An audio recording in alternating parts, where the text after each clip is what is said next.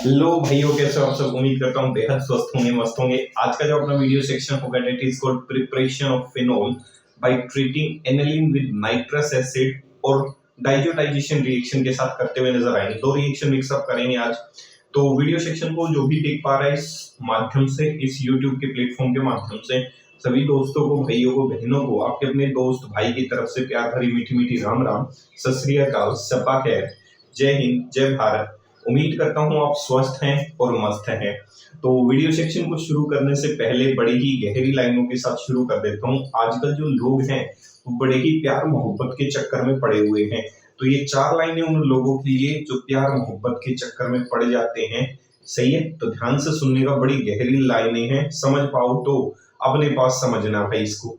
दिल को सबके लिए पत्थर बना के रखा है, दिल को सबके लिए पत्थर बना के रखा है, बस मेरी याद को जेवर बना के रखा है। जिसको तुम लड़की समझते हो जादूगरनी है, जाने कितनों को कबूतर बना के रखा है।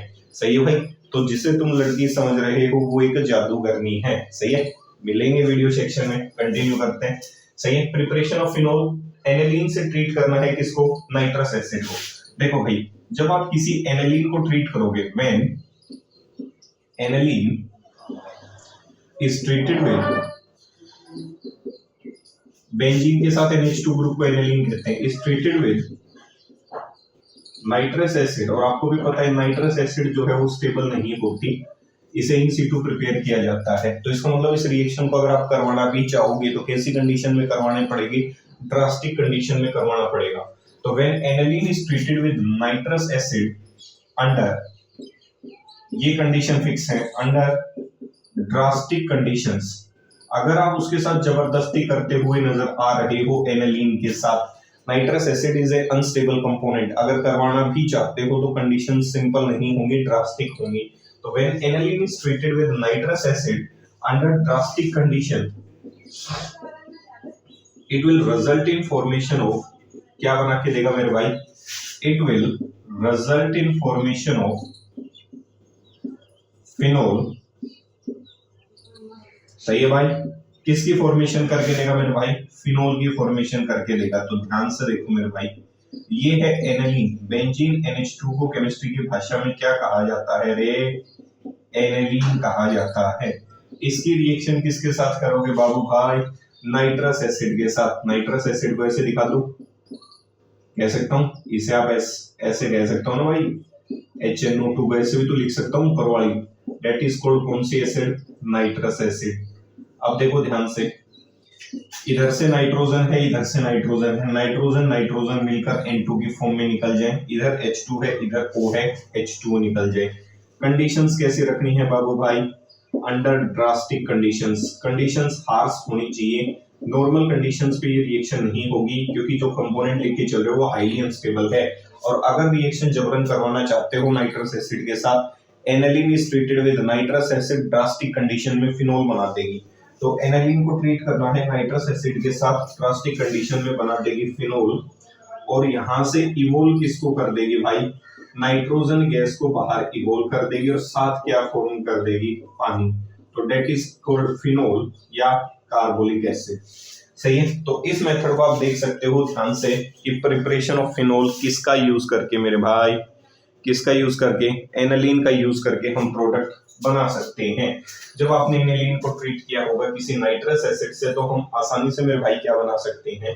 ये कंपोनेंट बना सकते हैं। सही है, तो ये तीसरा मेथड था जिसके माध्यम से आप किसको प्रिपेयर कर सकते हो?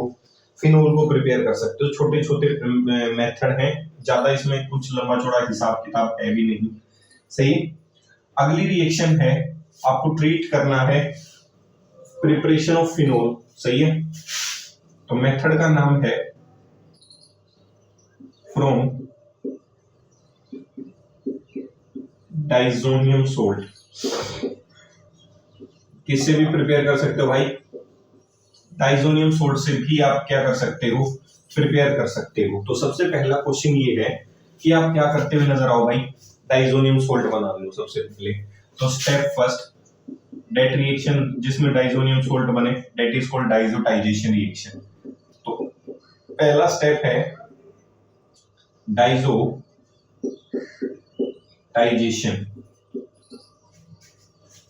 सही है, डाइजोटाइजेशन रिएक्शन। देखो डाइजोनियम सोल्ट से आपको क्या प्रिपेयर करने हैं, फिनोल। तो सबसे पहला क्वेश्चन ये है कि how would you prepare diazonium salt. तो पहला काम ये होगा कि आप डाइजोनियम सोल्ट की प्रिपरेशन कर लें। कैसे करेंगे, पीछे भी करवाई थी। When aniline is treated with, aniline को ट्रीट करना है।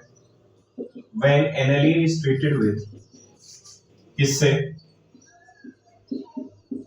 Nitrous acid,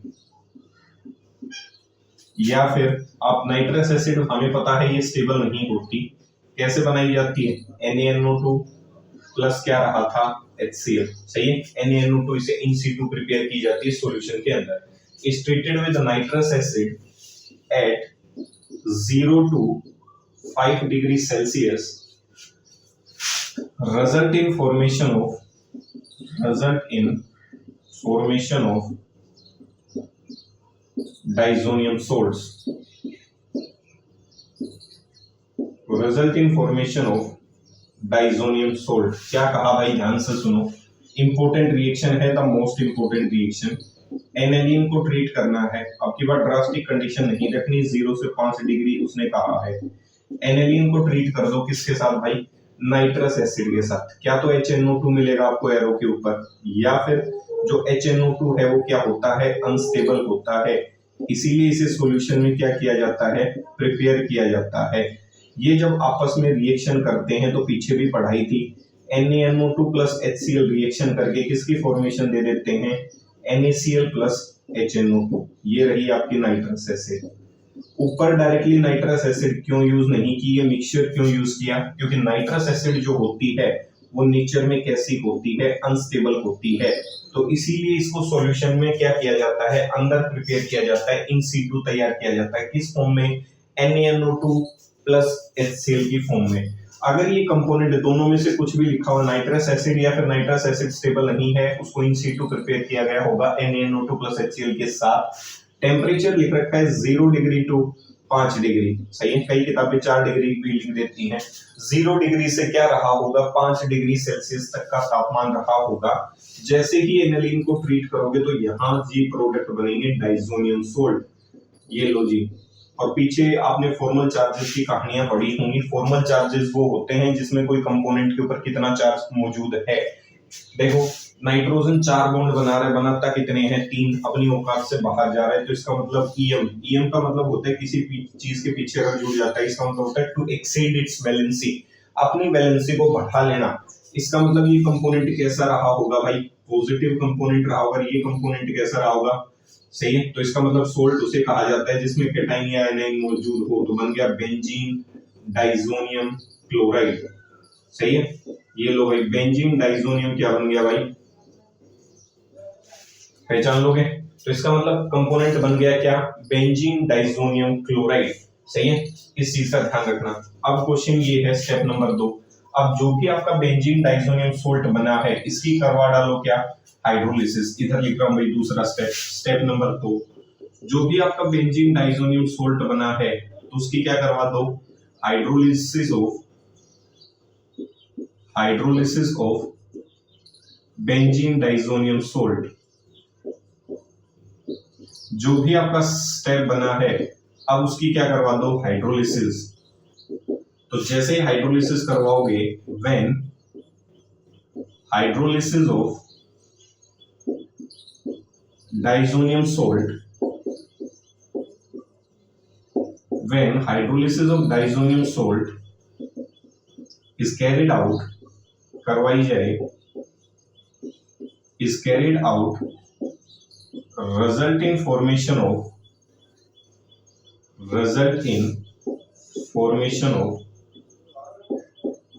phenol. तो जैसे ही आप क्या करवाओगे भाई, डाइजोनियम सोल्ट जो बना है उसकी जैसे ही आप हाइड्रोलिसिस करवाओगे, फाइनली प्रोडक्ट ये बन जाएगा, सही है। जैसे ही आप डाइजोनियम सोल्ट की क्या करवाओगे भाई, हाइड्रोलिसिस करवाओगे, एसिडिक कंपोनेंट H2 हाइड्रोलाइज करवाना है। जैसे इसकी हाइड्रोलिसिस करवाओगे तो OH पानी जो है वो टूट जाएगा, H प्लस और OH माइनस, H प्लस इसके साथ जुड़ जाएगी, नाइट्रोजन की फॉर्म में बाहर निकल जाए। ये जैसे ही ये नाइट्रोजन की फॉर्म में निकलेगा, ये पॉजिटिव, पॉजिटिव पे कौन हमला कर दे, नेगेटिव, और नेगेटिव कंपोनेंट क्या था, पानी, दैट इज OH। बाहर क्या निकल गया, इसे क्या कहते हैं भाई, फिनोल। और बाहर क्या निकल गया, N2। और क्या निकल गया भाई, HCl। इस रिएक्शन को क्या कहा जाता है भाई साहब, डाइजोटाइजेशन रिएक्शन कहा जाता है। तो ये छोटी सी साधारण सी सिंपल सी क्यूट सी रिएक्शन है, बड़ी ही इंपॉर्टेंट है। इस माध्यम से आप क्या प्रिपेयर कर सकते हो बाबू, डाइजोनियम सोल्ट प्रिपेयर कर सकते हो। देख लो तसल्ली से। और अपने वीडियो सेक्शन को समापन समारोह की तरफ लेके जा रहा हूं, जाने से पहले ध्यान से देखना है 4 लाइनें, फिर से वो गहरी लाइनें हैं, ध्यान से सुनने का। तुमने देखा ही कहाँ है रुतबा हमारा, एक दौर में चलता था सिक्का हमारा, उल्टी चालें चली जाती हैं मोहब्बत के खेल में, एक बेगम से काटा गया बादशाह हमारा। सही है, तो कह सकता हूं पहचान लोगे, इस चीज का ध्यान रखना कि बेगम से काट दिया गया किसको, एक बादशाह को। तो मिलेंगे अगले वीडियो सेक्शन में, तब तक स्टे सेफ, स्टे सिक्योर, माता पिता का ध्यान रखें। जय हिंद, जय भारत।